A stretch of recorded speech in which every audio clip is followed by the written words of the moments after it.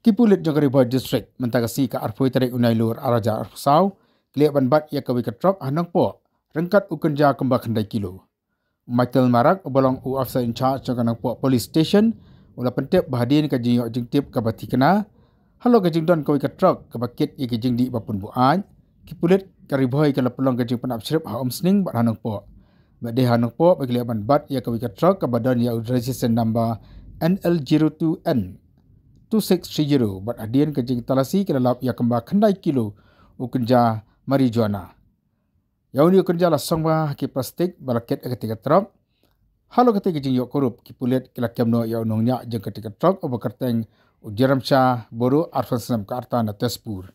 Hadian ada mentoket halo ke jing yok Kurup ya utai ukenja jing di babuat nak kalian ki Pulit.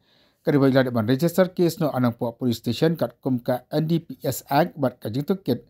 Yang ni unongnya kadangnya syahmat. Good afternoon.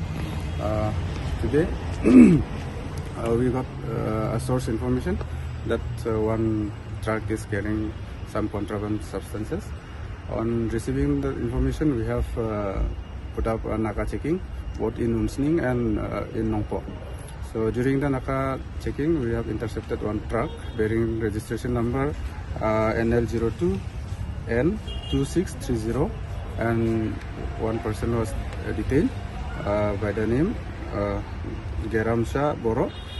He is the driver of the truck, and on checking from the truck we have recovered 9 kg of Ganja, and the formalities are being done by our staff, and the truck has been seized and the driver is arrested.